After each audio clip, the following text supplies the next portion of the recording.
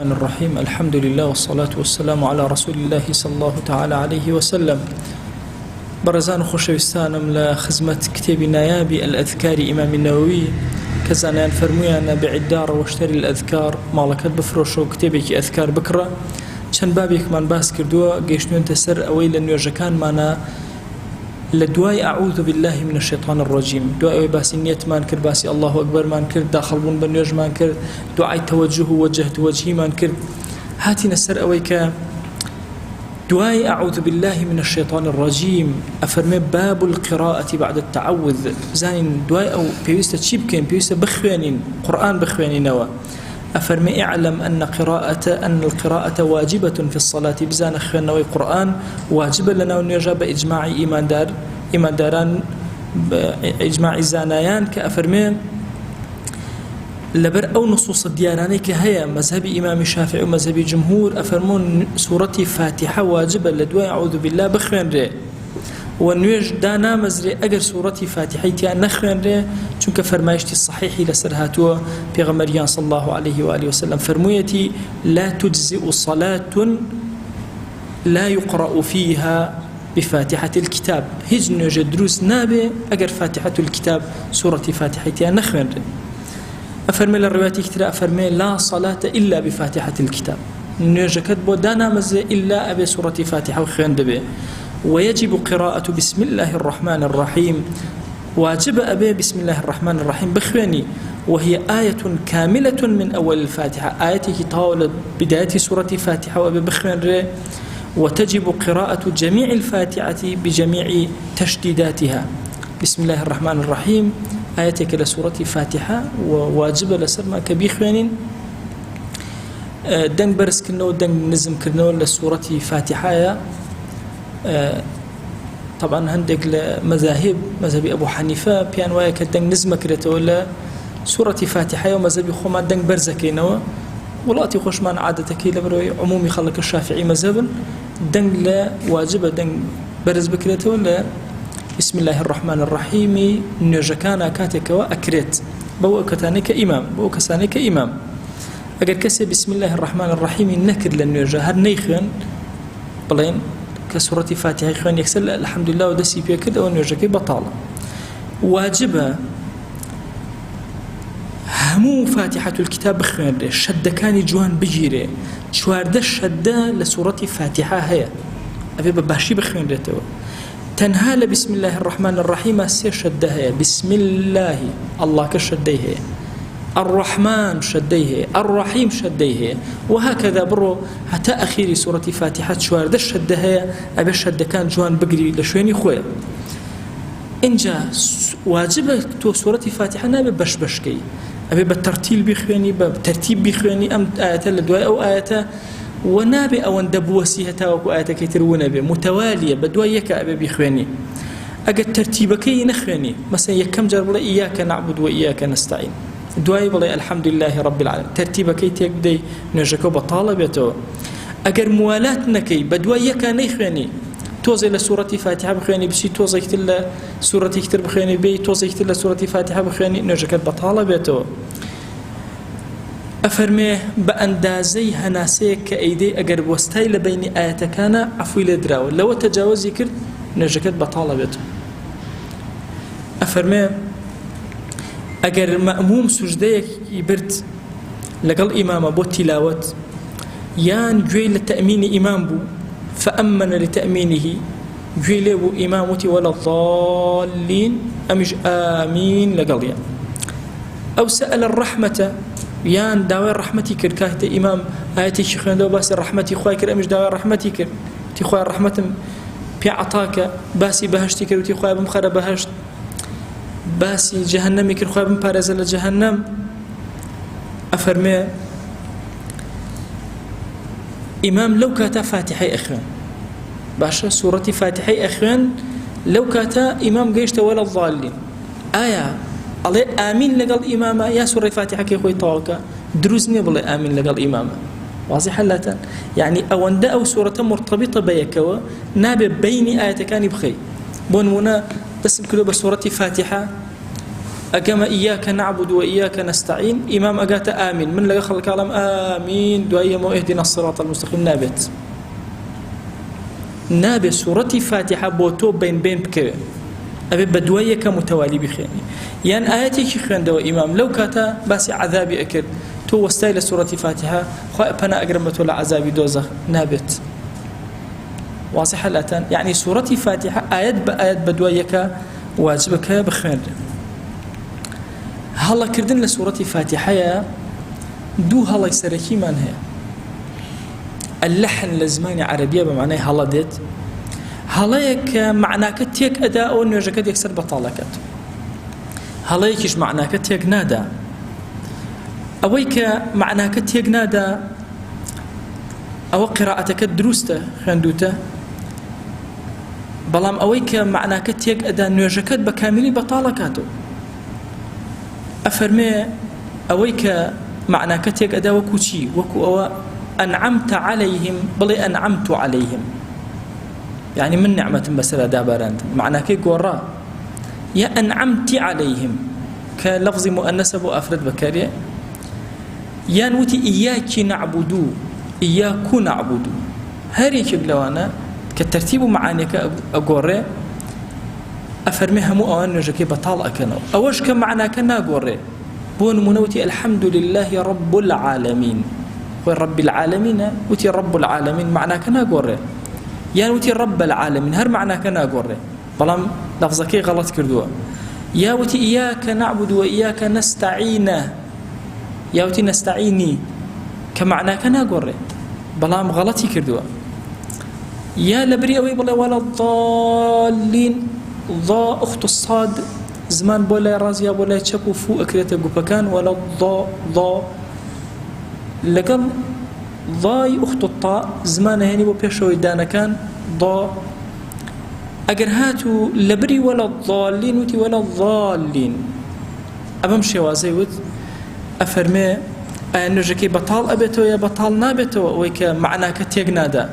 أفرمي دو مذهبي تيايا مذهبك بيوايا بطالي أكاتو مذهبك بيوايا بطالي ناكاتو واضحة وتأجر معناك تيجدا باتفاق بطال أبيتو نرجكي أجر معناك تيجنادا دو رأي لسرة رأيك بيوايا كبطالي ناكاتو رأيك بيوايا بطالي أكاتو إمامنا يخوي الرأي أوايك أجر معناكش تيجنادا حرف كان لشوين يكتري ترازان أو هلانيك أو أزقن بوشيوازة أفرمي نرجك بطال أكاتو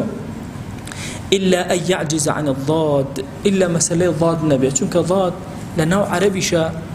هذا وصفي في غمريانا صلى الله عليه وآله وسلم أفرمون خير من نطق بالضاد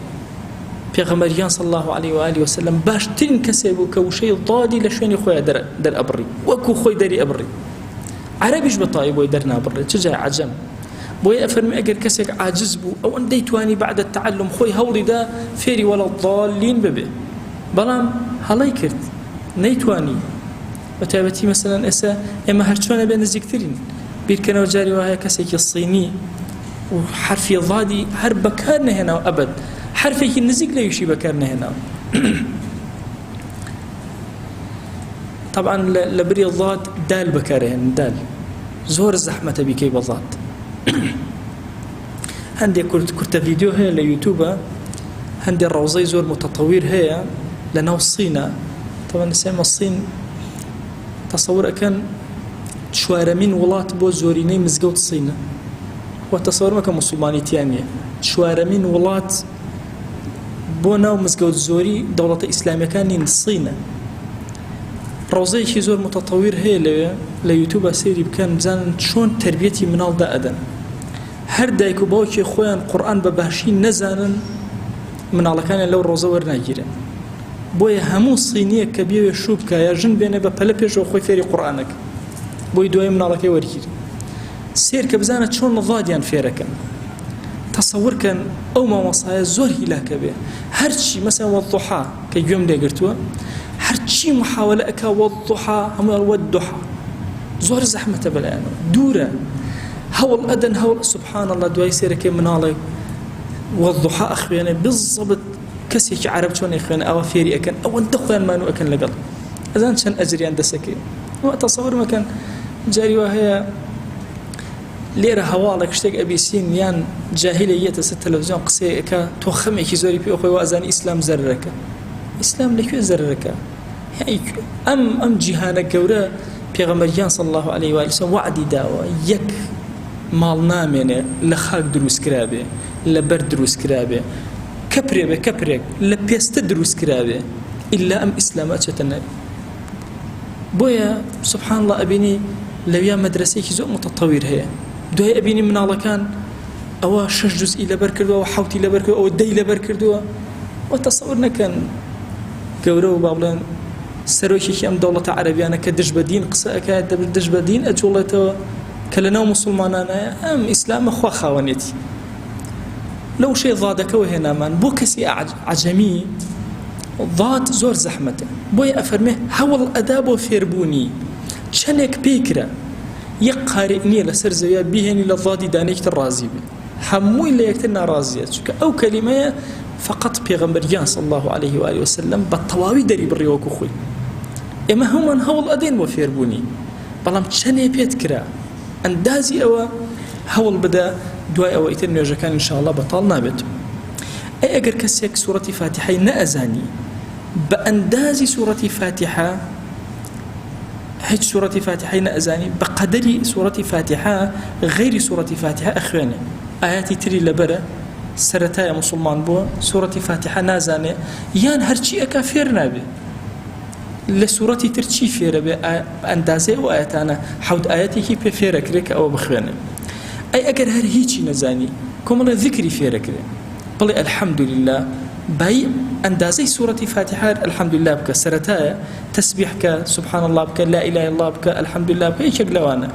بقدری ئاياتی الفاتحە، بە ئەندازی ئاياتی فاتحە چەندێکە ئەوەندە بیخوێنە ئەوە. ئەی ئەگەر ذیکرەکانیشی نەزانی کاتێکەش زۆر کەم بوو تازە فێری ذیکریشمان نەئەتوانێ بکەین، ئەڵێم کاکە بڕۆ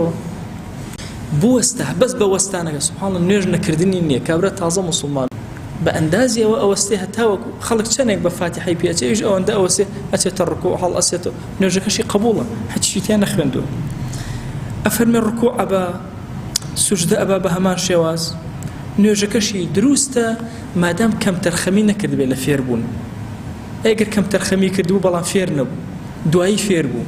ئەو نوێژانەی بۆ شێوازە کردوتی ئەیگەڕێتەوە، بەڵام ئەگەر کەم تەرخەمی نەکردو تازە موسڵمان بوو نوێژەکەی ناگەڕێتەوە، دروستە بووی. ئەڵێ کورتیەکەی حتا ئینسان بۆی بکرێت تعلم فێری فاتحە بێ فێر ئەبێ، ئەبێ هەوڵی بۆ بدا سوورەتی فاتحە بەتایبەتی بە جوانی فێر ببێ. ئەنی ئەوە بیرکەنەوە، من هەندێک جار هەندێ کەسە پیرەکانە بینم کە سوورەتی فاتحە بەس هیچ خوێنەواری نیە، بەس سوورەتی فاتحە ئەزانێ، یا سوورەتی فاتحە قل هو الله، تقریبا زۆرێک لە میلەتی کورد سوورەتی ئیخلاسیش ئەزانن پێش ئێمە ئەو مامۆسایانی ئاینی و ئەهلی مزگەوت چەند مانوو بوون تا ئەمانە فێرکەن، فێر ئەو دوو سوورەتیان کەن، هیچ خوێنەواری لەم وڵاتان نەبوو، هەموویان زانیویان. نە لەمە زیاتر ئەزان چەند پیرمان هەیە ئێمە هەموو قورئان ئەزانن، ئەزای چەند ماندوو بوون تا فێری قورئانیان کردو، خۆ لەخۆ فێر نەبووە. بۆیە دائما ئینسان دوعا بکە بۆ ئەوانەی سەبەقونا بالئیمان، وا نەزانین ئێمە ئەمڕۆ ئێمە ئیشێکی گەورەمان کردو بۆ دین، کێ بە ئێمەی گەیان؟ ئەزای چەند کەس مانوو بووە هەتاکو ئەم دینداری خوا ناسی لەناو ئەم میلەتا ماوەتەوە. ئێوە تەسەور نەکەن ئەوە خەریکە بوو بە ڕبع قەرنێک، یەک ڕبع قەرنە کافر ئەوێ ئیسلام لەناو ئەم میلەتی کووردا دەربێن بە هەموو قووەتی خۆی. بڕواکەن لەناو ئومەتی ئیسلامیە خەریکە بەڵام 100 ساڵە قەرنێکە ئەنو ئیسلام لەم خەڵکە دەربێنن، 100 ساڵە نەیانتوانێت ئیسلام ئەوە بکەن، بەڵکو ئیسلام لە گەشایە هەموو ڕۆژی زیادەکە. ئەمە بە جوهد و جیهادی ئەو خەڵکەی پێش ئێمە کراوە. بۆیە دائما ئینسان لە دوعایە ئەچی بە شوێنێکە ئەڵێن ئەمە گۆڕی مامۆسایەکی ئاینیە لێرە دوعای بۆ بکە، خوا ئەزانێت چەند کەسی فێری قورئان کردووە، چوویتە سەر گۆڕستانی خوایە لە صالحینی ئەم گۆڕستانە ببوورە، ئەچیتە سەر گۆڕستانێک ئەبینی کەس ناچێت، گۆڕستانێکی کوێر لەو لادەیانە، بڕۆ تێر دوعایان بۆ بکە. ئەوانە تیانە بۆیە زۆر لە ئێمە پیاوتر و گەورەتر خزمەتی بەم دینە کردووە، گەیانوویەتی. من زۆر کات ئەبینم کەسێک حتا ئێوارە خەریک بە لەگەڵی حرفێ فێر نابێ،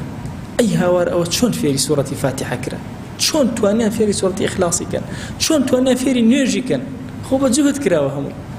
بۆیە ئیسلام ڕەگی لەم میلەتە ئێمە داکوتاوە، خەیاڵیان خاوە ئەوانەی بیانەوە ڕەگی ئیسلام دەربکێشن، مێژووی ئەم گەلە زمانی ئەم گەلە شعر و ئەدەبیاتی ئەم گەلە هەموو لایەنەکانی ئەم گەلە ئەوە ڕەبتی بە ئیسلامەوە هەیە بۆیە هەتا وەکو ئەم فکرە گەنە هەبێت فکری نەهێشتنی دین یان شکاندنی دین ئەم میلەتە هیچی بە هیچ نابێت تۆ بیرکەنەوە کەمالیەکان لە تورکیا دوای ئەم هەموو ساڵە دژایەتی ئیسلام ئەوانە ئەم جارە هاتبوون خۆیان ئیمام ئۆغڵۆیان تەرشیح کردەوە ئەستەمبوڵ ئیمام ئۆغڵۆ خۆی کوڕە مەلایە و خۆشی مەلایە لە خەریجی شەریعەیە ئەوە کەمالین ئەتا تورکین ئەوە هاتووە ئەویان تەرشیح کردبوو هەتا وەکو دەرچوو چونکە ئەگەر ئەویان تەرشیح نەکردە حەج کەسێکی ئەم کردە ئەکەوت یعنی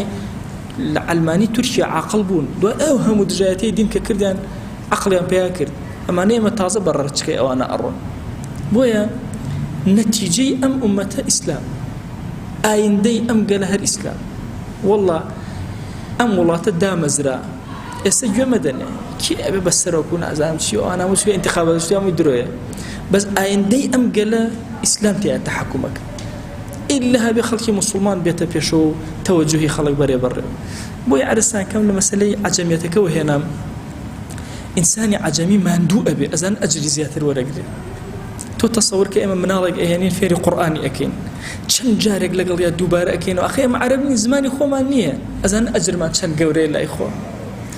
ئەزانی چەند مانوو ئەبی تا مناڵێک پێ ئەگەیەنی ئەزانی چەند مانوو ئەبی تا وەکو ڕەوزەیەک پێ ئەگەیەنی کەلیمەیەک قورئان هەتا وەکو حرفێک لەم قورئانە بخوێنرێتەوە ئێمە لە خەیر و بەرەکەتە واللهی کەی قورئان لە ناومانە نەما بەرەکەتی خوا لە ناومانە نەما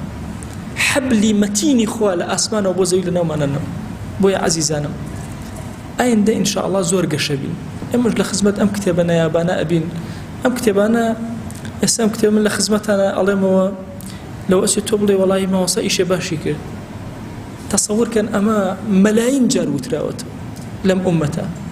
ئێمەش ئێڵێنەوە ئەڕێن لەگەڵ ئەو دەستە جەمعیە گەورە هەتا ئەوکو خوای گەورە دەروی خێرمان لێ ئەکات خوای گیان ئێمە لە خزمەت ئەم کتێبە نایابە ئەمڕۆ دانیشتین بۆی تووشی خەیر و بەرەکەت بین خوای گیان کۆمەڵی حەدیثی پێغەمبەریانمان صلی الله علیه و سلم تاوتوێ کرد وتەی ئیمامی نەووی و زانایانی مەذهبمان تاوتوێ کرد خوای بە نووری ئەم کتێبە دڵمان ڕووناکەرەوە خوای گیان ئەم کتێبە کەرە کردەوەی ژیانمان یا ئەکرەم الئەکرەمین خوای بیکەرە نور و ڕووناکی ناو گۆڕمان بیکەرە ئارامی ئەم کتێبە بەسەر ئومەتی پێغەمبەری خوای صلی الله علیه و سلم بیبارێن خوای گیان عاقبەتمان خێر کە یا ئەکرەم الئەکرەمین سەرفرازی ئەم دنیا ئەو دنیامان کە یا ئەکرەم الئەکرەمین یا ڕەبی خوای گیان خۆمان دایک و باوکمان ماڵ و مناڵمان برا و خوشکمان خۆشەویستانمان مامۆسایانمان قوتابیانمان دراوسێکانمان ئەهلی گەڕەکمان ئەهلی شارمان ئەهلی مزگەوتمان پەروەردگارە ئومەتەکەی پێغەمبەری خوا صلی الله علیه و سلم هەمومان پێکەوە هەمووی سپاردەی تۆ ئەکەین سپاردە لای تۆ زایە نابێ خۆ زایەمان مەکە و ئیمانمان پارێزە ئامین ئامین والحەمدولله رب العالمین